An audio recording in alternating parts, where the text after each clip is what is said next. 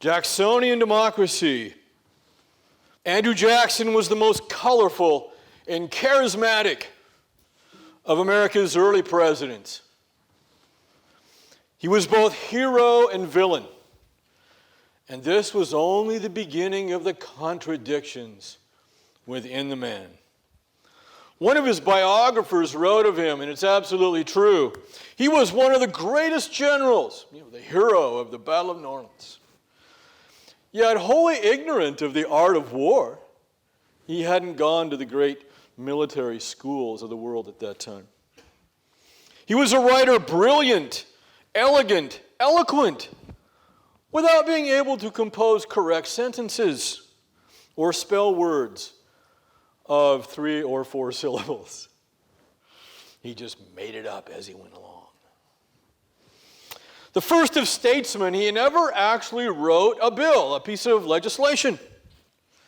He was the most candid of men, blunt, truthful, yet capable of the profoundest lies.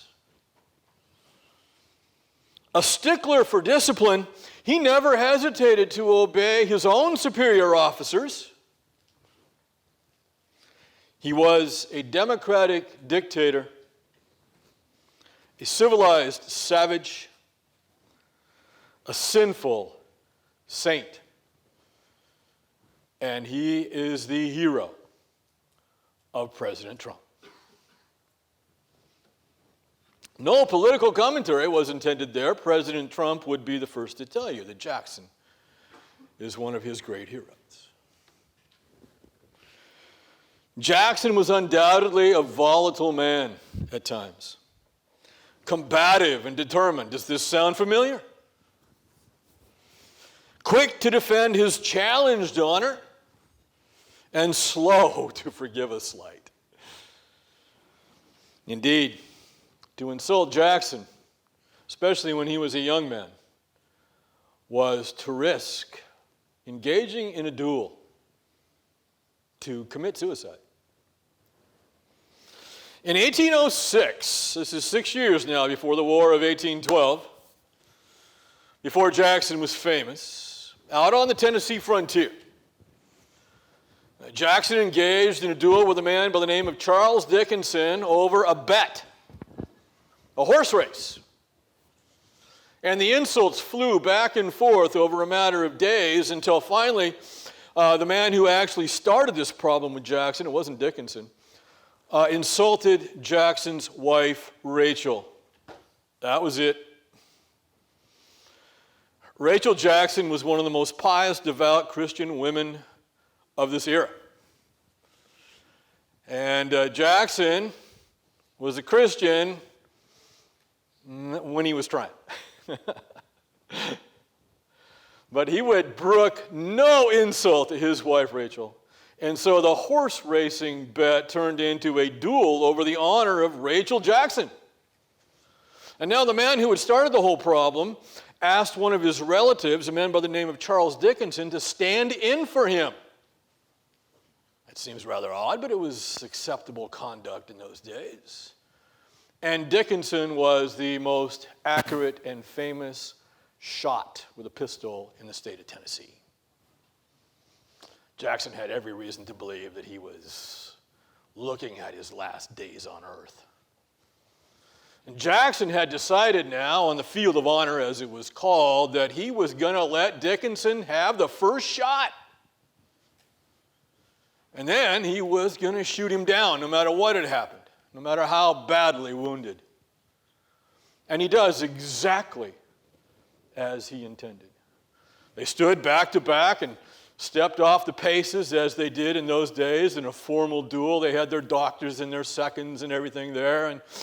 And so Jackson then turns and he raises his pistol to fire and he lets Dickinson have the first shot. And sure enough, the bullet hits Jackson in the chest and he sticks his hand in the wound. Blood now coming out over his fingers. Misses his heart by an inch or so. And now Jackson raises the pistol and fires. And the bullet hits Dickinson in the groin. exactly where Jackson intended to hit him. And a day later, Dickinson dies. Jackson now, after he's fired the fatal shot, he staggers towards the coach and his doctors who come to help him, and he says to them, "I would have killed him if he had shot me through the brain." President of the United States. Later. Okay. Andrew Jackson.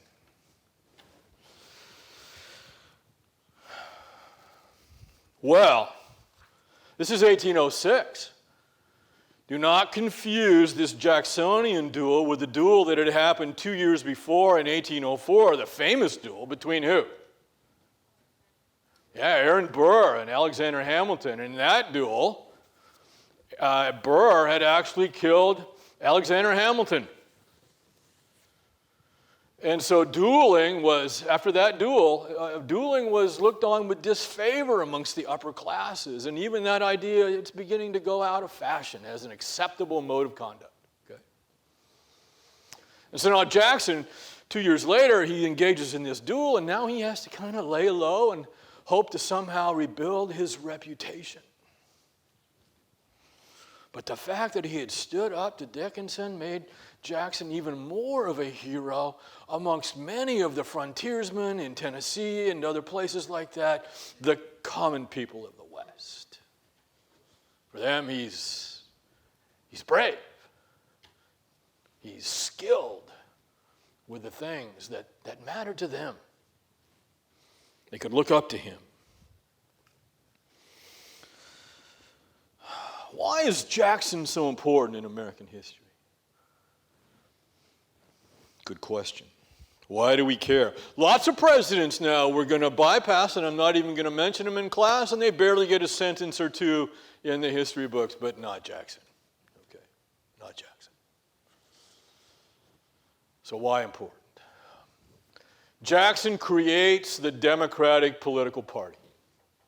The Democratic political party of today looks back to Andrew Jackson and to a lesser extent Thomas Jefferson as its founders.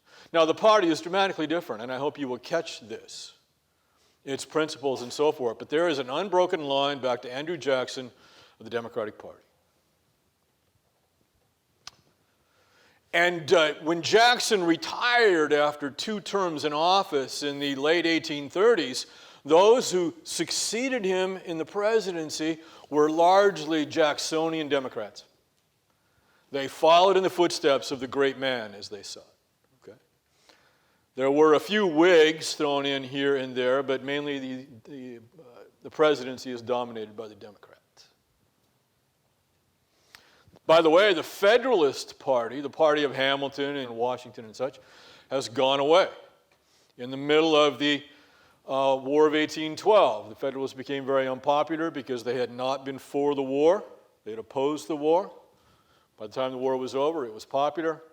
Federalism was gone. It's replaced by the Whigs. So you can think of, in terms of Federalist policies, taken over by the Whigs.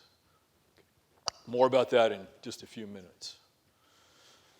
So the Jacksonian Democrats then dominate the presidency, dominate American politics in the middle of the 19th century, and the country is changed dramatically and permanently because of it. All of these Democratic presidents of this era followed a Jacksonian interpretation of what the presidency should be and of what the Constitution was. They followed a Jacksonian strict interpretation of the Constitution. That follows which of the founding fathers? Thomas Jefferson, right.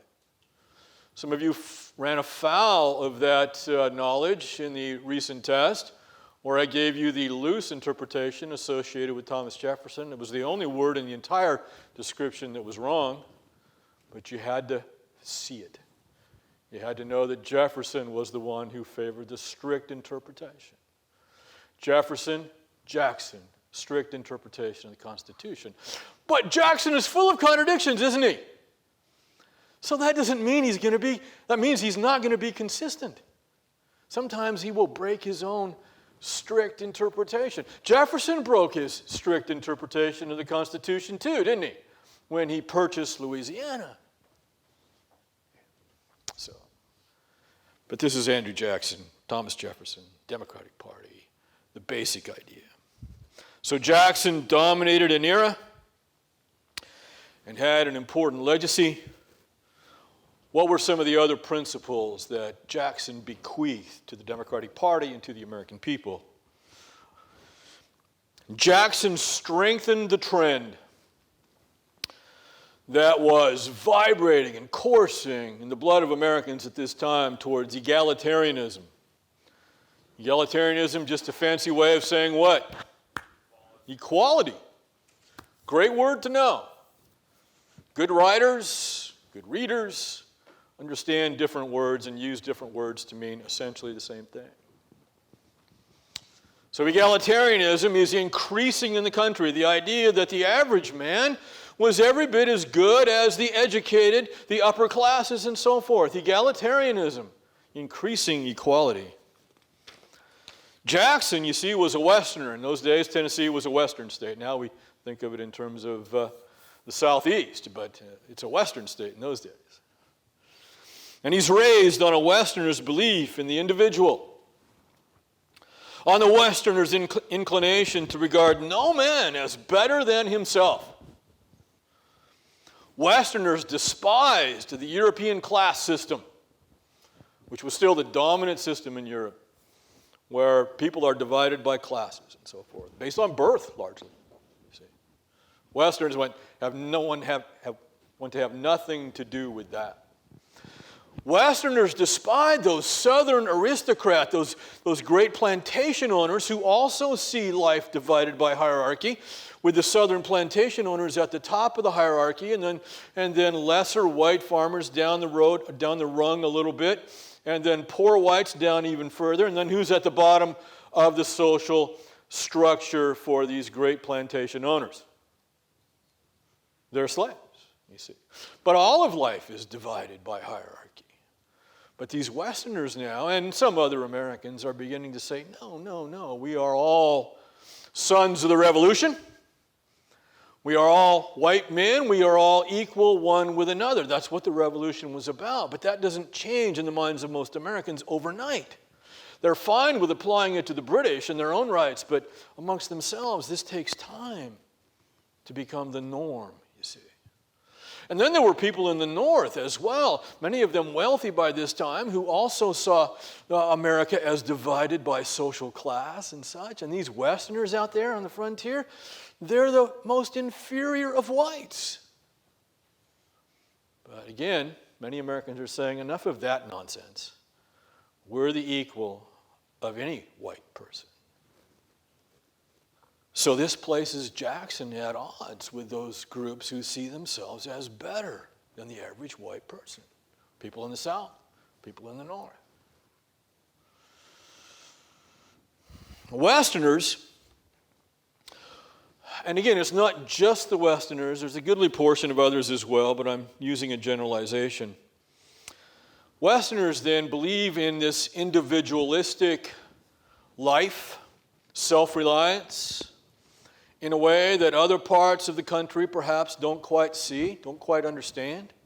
After all, if you're a frontier person, you or your father and mother have gone out on the frontier and created a farm out of the woods with their own hands, where many could not do it.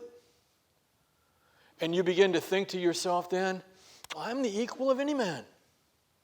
I have the ability to survive in this harsh environment.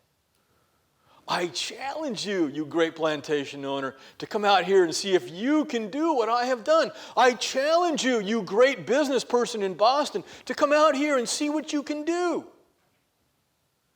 Can you cut it? So this is the third strand of what America is becoming now. It's the frontier experience.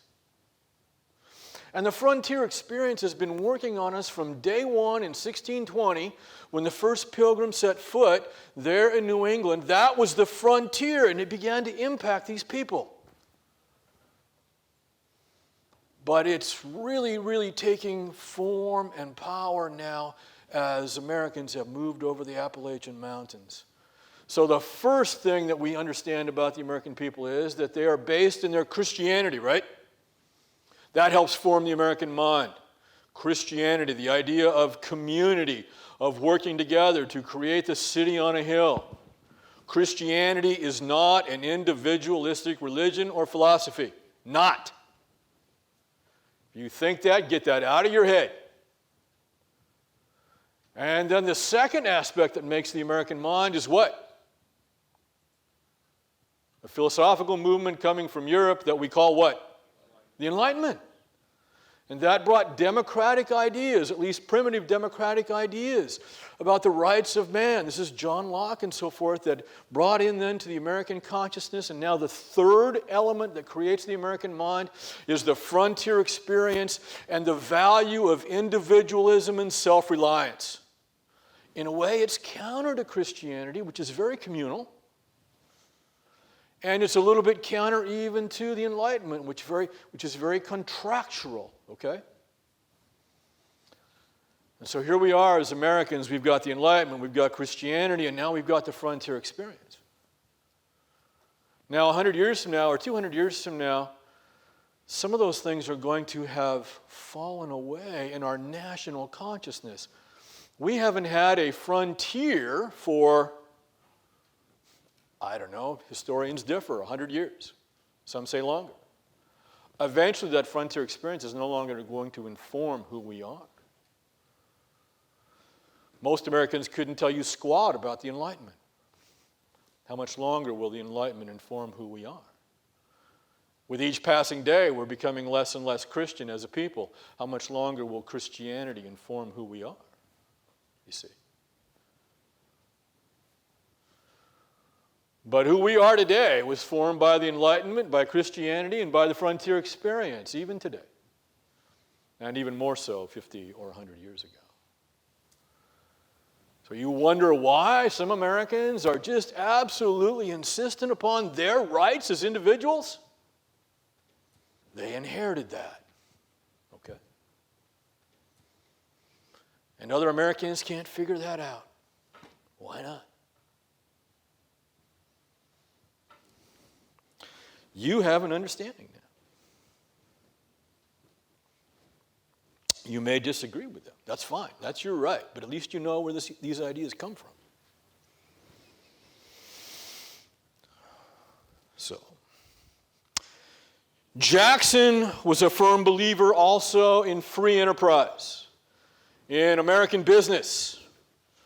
That any American can then create a business and run his business and succeed in America and should be allowed to do essentially what he can with that business. Free enterprise. But Jackson also believed that the federal government should not be handing out favors to Americans. The federal government should not be engaged in helping the wealthy, certainly. And that's why Jackson and Jefferson were afraid of a powerful federal government, because they thought that if you had a powerful and a strong federal government, that it would be manipulated by the wealthy for the benefit of the wealthy and for the oppression of the common man. And Jackson is for the common man. And so don't let the federal government do that. Keep the federal government weak. This is in the tradition of Thomas Jefferson.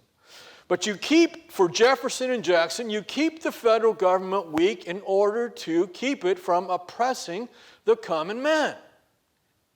It's in the interest of the common man. Today's Democratic Party, 180-degree turn, still interested in helping the common man. That hasn't changed. But now, the Democratic Party is dedicated to using a powerful federal government to help the average American. They're not afraid that that government will be used to help the wealthy, because if they control it, it'll be used to help the average American. You see? So there's the change. The goal is still the same, help the average American. The means is completely different. Jefferson said, don't have a powerful federal government. Today's Democrats We must have a powerful federal government, lots of programs, high taxes to pay for those programs to help the average American. Just look at our election process today. Democrats are advocating programs to help average Americans, like universal health care. Very expensive, but a program to help the average American. Free college. Again, very expensive. A program to help who? The wealthy? No, they don't have a problem affording college, okay? So, there you go. So Jackson then is opposed to having a powerful federal government that will then be used by the wealthy to help themselves. This position brings him into conflict with those people and their programs. And the two most important programs that were helping the wealthy, according to many Americans at this time, was the tariff and the national bank. So you go back to Alexander Hamilton, the tariff and the national bank. So that issue is still with us.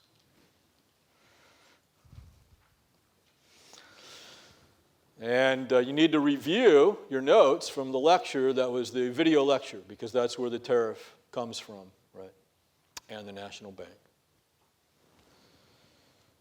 But again, Jefferson and Jackson are afraid that if you have a national bank, that the wealthy are going to run the national bank, and that's going to be used as a tool that oppresses the average American.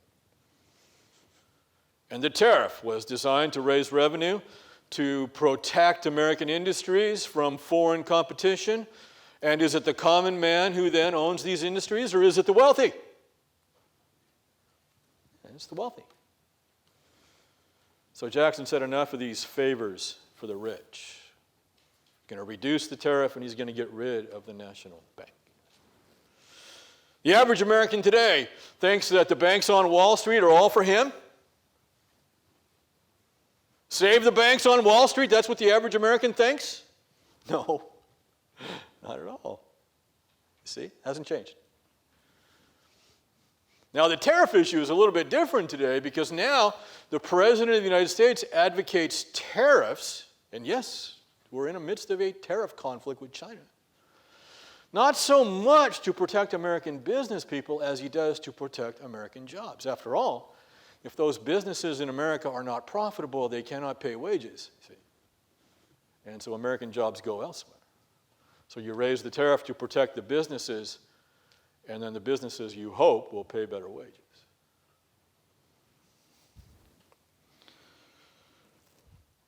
Jackson also believes in the ability of the average American to succeed if you just got the oppressive, wealthy instruments off his back, the tariff and the national bank.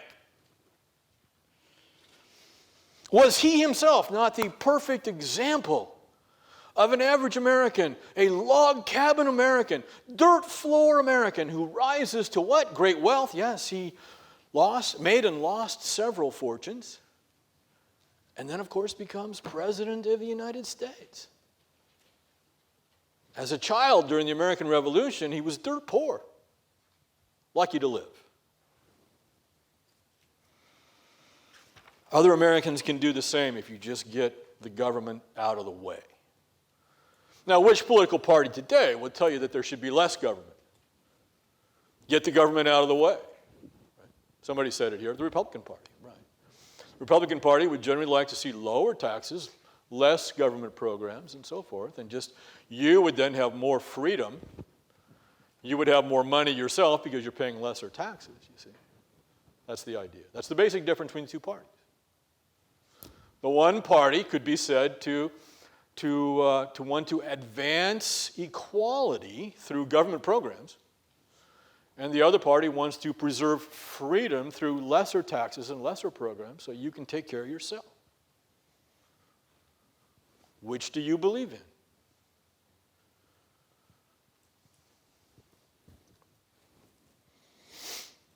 You add in these specific issues, then you have an understanding of why they differ, and you can vote accordingly. But if you don't understand these things, then you're just casting a blind vote. Jacksonian democracy, see, Jackson believes in the common people. He believes in pure democracy. And what pure democracy is 51%. Majority rule, right? You get 51% of the vote, then that's the way it's going to be, pure democracy. Now, is that the country you live in, a pure democracy? No. This is also crucial. You do not live in a pure democracy. And your founding fathers were terrified of a pure democracy. 51%. How do you change the Constitution of the United States? You get 51% of the vote and you can change the Constitution?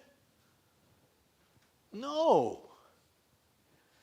You got to get 2/3 of both houses to change the Constitution, folks.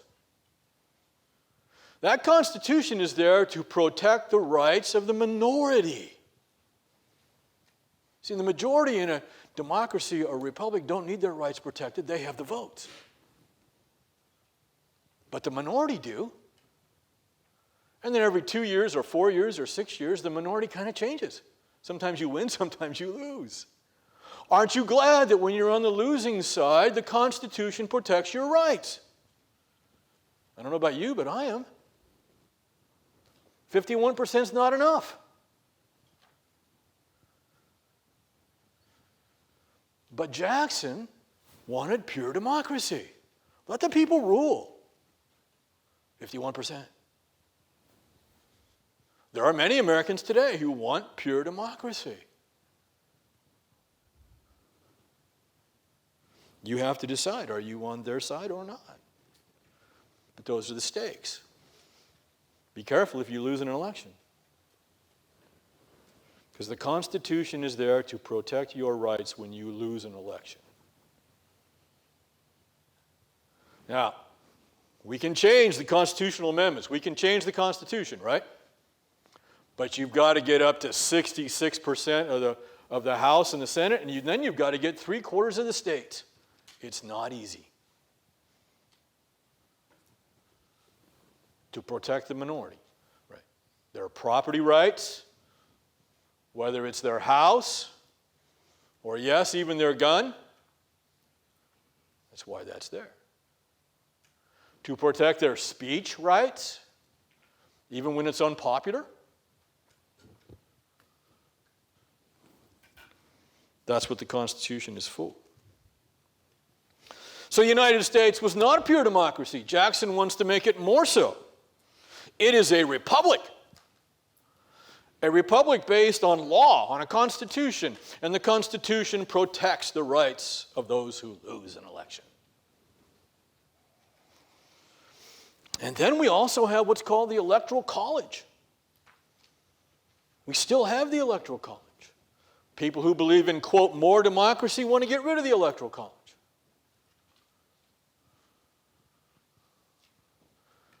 And it's possible to win the popular vote, to get more votes for president and still lose the election. Just ask Hillary Clinton. She got 2 million or more votes than Donald Trump got, but she didn't win the right states. Because in America, the land mass matters. The states matter. See? So, and everybody knows the rules. You've got a strategy to get the electoral votes that you need to win the states you need. That's why all the candidates go to Iowa, they go to New Hampshire, they go to Georgia, they go to Tennessee, because they got to win these states. See?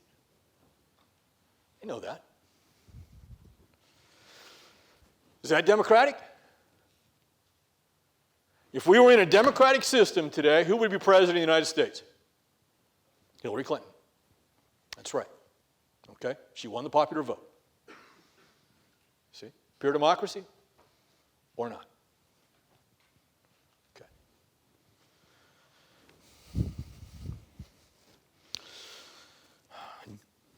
The founding fathers were afraid of pure democracy. They didn't trust the people the way Andrew Jackson did. James Madison wrote of the kind of democracy that Jackson favored, and I quote, Democracies have ever been spectacles of turbulence and contention, have ever been found incompatible with personal security or the rights of property, and have in general been as short in their lives as they have been violent in their deaths. Pure democracy. Don't want to go there. The man who was often called the father of the Constitution said. Presidential politics in 1828. This is the election that sees Jackson become president. Jackson is the first president elected by an electoral college that was itself elected by the people, the way we do it today. Before 1828, the state legislatures chose the electors. That's even less democratic, isn't it? Yeah. So this was a move towards democracy, that the people are going to choose the electors. Now, if you're a candidate, you've got to convince those electors to vote for you. That's harder to do. Before, you could go to the important states and just go to the state capitol and you could talk to the state legislators, right? Conceivably, yes. Now, you've got to get to all people. How are you going to do that in a 3-mile-an-hour world? Horseback. Right? You need help, folks. You need others who want to see you get elected, who will do that kind of traveling for you. You can't do it all yourself. What do you need? You need a political party structure. See? So now political parties are going to become much more important than they ever were before. Political parties. How do you get those people to work for you? Well, they agree with you ideologically, but you're also going to promise them what? Jobs in the new administration, right? Sure. The more you do to help your candidate, the more he is likely to give you a good job once he gets elected. The so-called spoils system. So you've got to find some way to convince the average man to vote for your electors. And so in this era, the average man, the common man, as Maclay, the author of your text, says, and almost all historians use that terminology, becomes more important. You get the rise of egalitarianism here. And the common man loved Old Hickory. That's his nickname. Hickory, tough, right? In early March 1829, near Inauguration Day, when Jackson is going to become president now since he's won, the common people descended on the muddy little village of Washington, D.C. by the thousands. Because those aristocrats, those elitists were being run out of town, and one of us is going to be president of the United States. Hooray for Jackson! Pass the whiskey. Pass the moonshine. The white lightning. That was a party. Not the kind of party that the Federalists and the Whigs would have thrown, a fancy ball and fine dresses and chandeliers and china and so forth. But no, good old-fashioned fiddle-stomping party. There was a rampage in the Capitol. And the people descended upon the White House, and they burst the doors in, and they got the china broken, and they got mud all over the carpets, and they fell out of the windows. And Jackson himself decided to get out the back door and go to his boarding house and get away from the mob. Yeah, good old times. But the elites were still there, and they were shocked. What has happened? What has happened to this country? Where are we going from here? How will we survive this? Does this sound familiar? Yeah. We have elected that moron, President of the United States.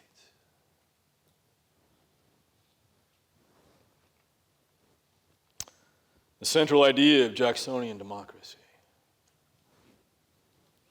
It's belief in self-government. Self-government meaning the common people can do it. Meaning the concept of individuals governing themselves, managing their own affairs, participating in government In this idea, Jacksonian democracy finds its roots in Jefferson's republicanism, because Jefferson admired the common man as well. But there is a huge distinction between Jefferson and Jackson and the 30 years between the two men. Jefferson believed that the common man could be trusted to elect good men, the elites, to office. Jefferson believed that the common man, if he had good newspapers and good schools, would elect his betters, the highly educated, the highly successful, to political office, who would then run the country in the interest of all. That's Thomas Jefferson. Jackson says, none of that. Elect yourself. You see, we can do it ourselves. We don't need our betters. Egalitarianism. Jackson himself has never had the education that Thomas Jefferson had. You see. We can do it ourselves, Americans. How many of you today are impressed by a candidate who has a PhD in American history? The President of the United States? No? Not that impressive, right? You're a bunch of Jacksonians, right? And you didn't even know it. Yeah. So, there's the distinction. Subtle, perhaps, but hugely important, okay? It's not really that subtle when you come down to it. Who's qualified to serve? Everybody is. Just get elected. A Jacksonian newspaper, the Democratic Review, wrote, "The best government is that which governs least." Remember, small government, so that government cannot do harm, cannot be controlled by the wealthy. The best government is that which governs least. No human depositories of power, think in terms of Congresses now or whatever, can with safety be trusted with the power of legislation upon the general interests of society so as to operate directly or indirectly upon the industry and property of the community. I know, don't write all that down. You can't trust them, okay? You can't trust them. Power corrupts. Absolute power corrupts absolutely. Keep the government weak so it cannot do much harm. Jacksonianism. Now, I won't have to translate Walt Whitman to you. One of the great poets of the 19th century was very much a Jacksonian. Men must be masters unto themselves and not look to presidents and legislative bodies for aid. Is it self-reliance, individualism, weak government? One point, however, must not be forgotten, ought to be put before the eyes of the people every day, and that is, although government can do little positive good to the people, it may do an immense deal of harm.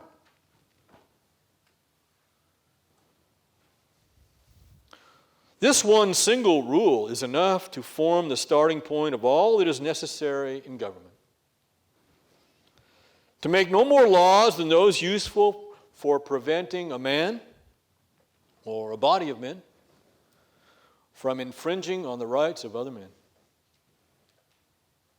That's it. So Jackson, then, wants to keep the government small so it won't infringe on your rights or favor other men against you, you see. Now, neither political party today would go that far. Neither one. But one of them is diametrically opposed to that idea. And the other one will pay allegiance to it, at least in its heart, if not in its actions. Okay? You have to know what you're voting for. And don't look to me to tell you, but only to explain the choices. Opposition to Jackson. Strong leaders like Andrew Jackson, and yes, he's a strong leader. They naturally create strong opposition. Many Americans both feared the rule of the common people and believed that Jackson was intent on being a tyrant, that he's dishonest. He doesn't really believe in the common people, he's just using them. He really is a dictator. He's more interested in power than he is in the actual people. Either way, these people, the Whigs, opposed Andrew Jackson. They're opposed to his small government philosophy. They're opposed to his low taxation philosophy. They believe that government had a larger role to play in America, that government could help build America. And yes, it would mean more taxes. And they were not afraid of these taxes to pay for what they thought government could and should do. And again, these people were the Whigs of the day. They were the Federalists of the generation before. They approved of the tariff. They thought it was helpful to build America. They approved of the national bank. Again, it was helpful to build America. These are the Hamiltonians. They believed in the federal government. They believed the federal government could help build roads, and certainly the people understood that roads were necessary for commerce. They believed the federal government might build canals. And later on, they believed the federal government might build railroads. But Jackson generally said no, no, no to these things. Summary of Jacksonian democracy. So the Jacksonians had a theory of democracy, a theory which advocated limited government as its cornerstone, small government, small federal government, free trade as a goal, a society of equal white men before the law. And again, just to remind you, we're still in an era when many white people did not see themselves as equals with other whites. That's still the issue. Until we largely get past that issue, we're not going to include colored people at all, or women, you see. A society of equals before the law as its ideal, each man pursuing his own interests, limited only by the equal rights of other men. In this way, the energies of each man would be released to make the most that he could of himself. And in making the most of what you can for yourself, you contribute to the general well-being. Nobody has to take care of you. See? You're taking care of yourself. That's the ideal. Questions?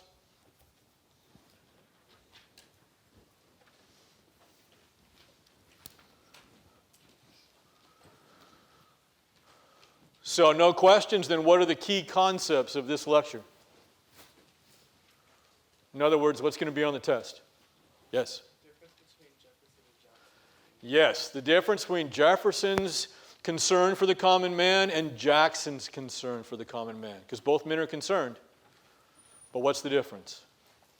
Okay? What else?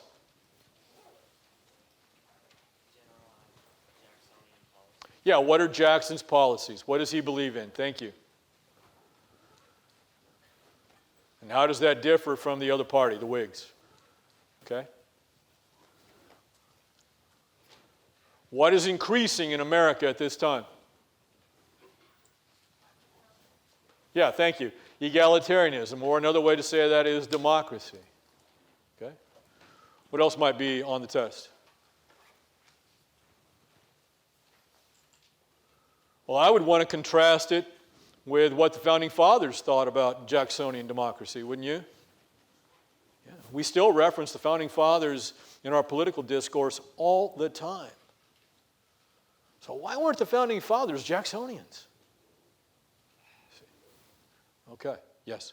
Were any of the Founding Fathers still alive at this point? Jefferson died in 1826. John Adams died virtually on the same day of 1826, July 4th, 1826, if I remember correctly. Madison, I do not remember when Madison died, but he was one of the younger Founding Fathers. He might still be alive. Okay, but Not many.